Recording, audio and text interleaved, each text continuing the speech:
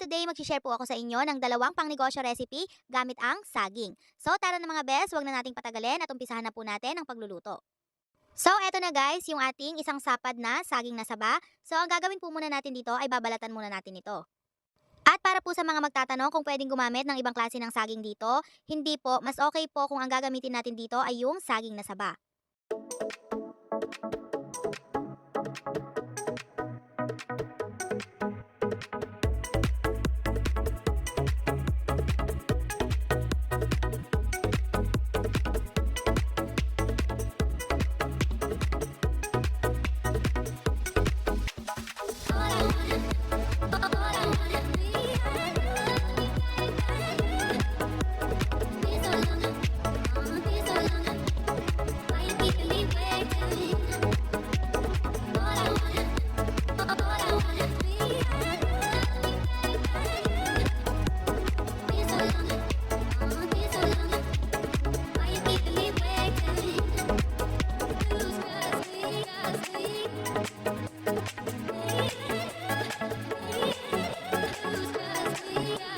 After po nating balatan at ma-slice yung ating mga saging, ay gawin naman po natin yung ating butter. So naglagay lang po ako ng 1 cup ng harina dito sa ating mixing bowl at isi-sift lang po natin ito para maging smooth yung kalabasan ng ating gagawing butter.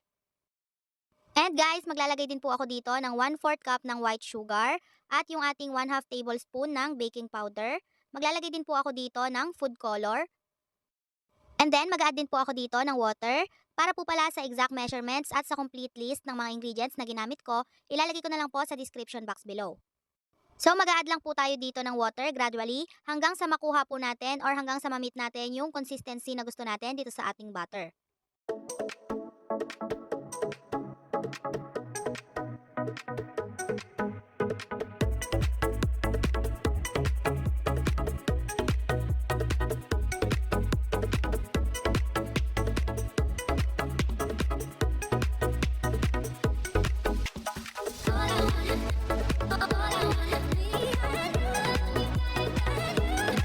After po nating magawa yung ating butter, ilalagay lang po natin dito yung mga na-slice natin na saging na saba at i-coat po natin itong ating mga saging dito po sa ginawa nating butter. So kailangan po ay na-coat talaga natin yung bawat side ng ating saging.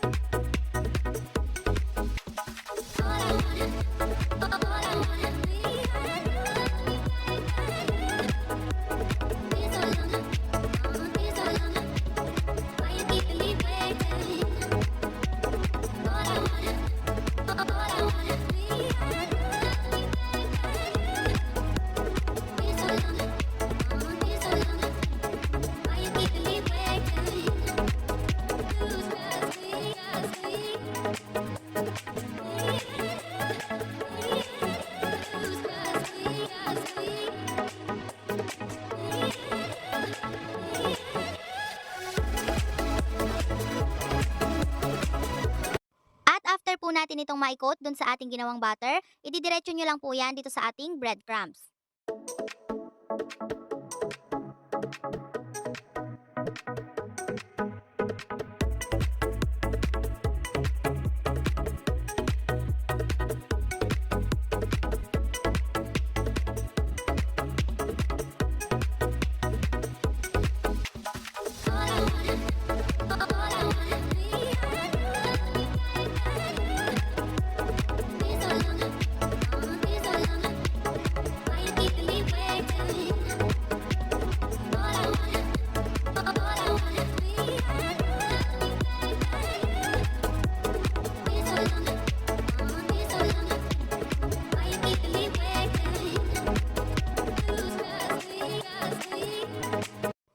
Po nating maituhog at ma-coat yung ating mga saging. Ngayon naman po ay ipiprito na natin. So nagpainit lang po ako ng mantika dito sa ating pan.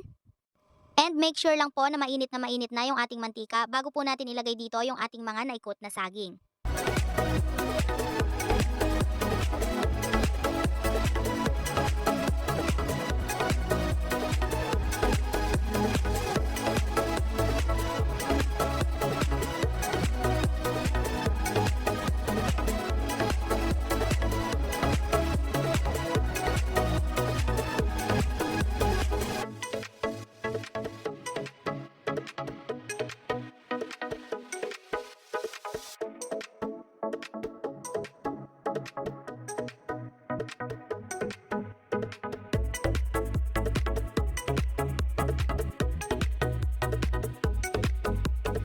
So ayan, eto na guys ang ating classic na banana crunch.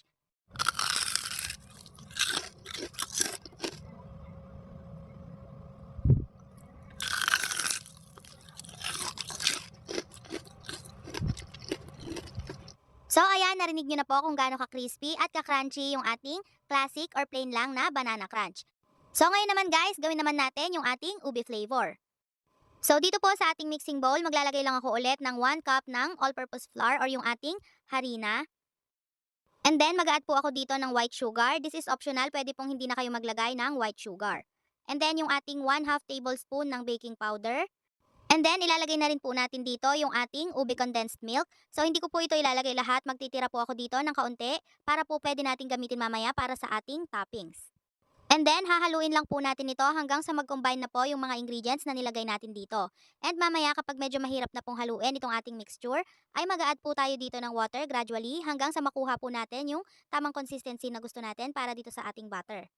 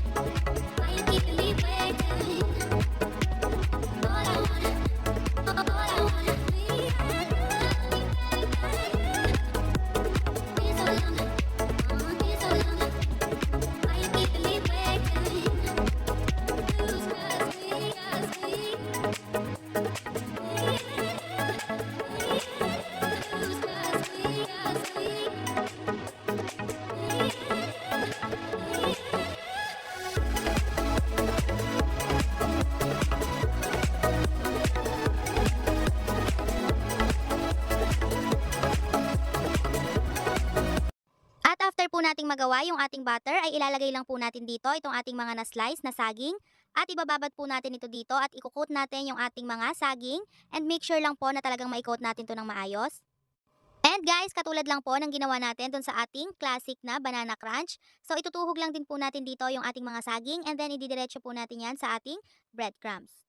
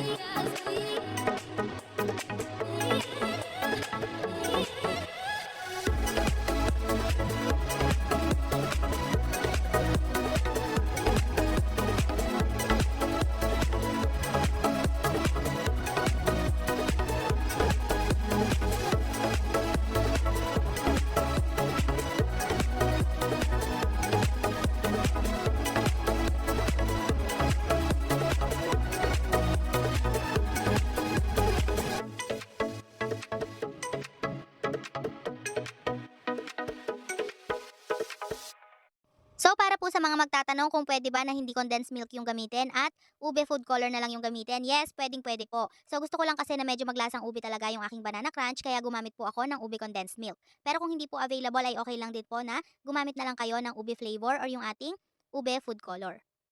So uulitin lang natin guys yung process hanggang sa maiprito na po natin lahat itong ating mga na-coat na saging na saba or yung ating mga ube banana crunch.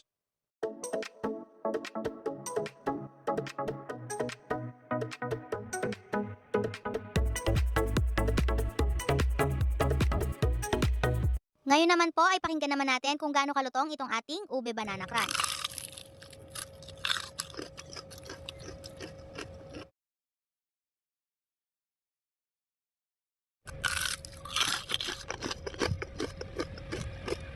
So, eto na guys ang ating ube flavor na banana crunch. So, para po sa mga naghahanap ng pangnegosyo, pwede nyo po itong simulan kahit sa maliit na puhunan lang. So, meron na po kayong dalawang flavor na pwede nyo gawin sa inyong mga saging na saba. So, kayo na pong bahala kung ilan yung gagawin ninyo.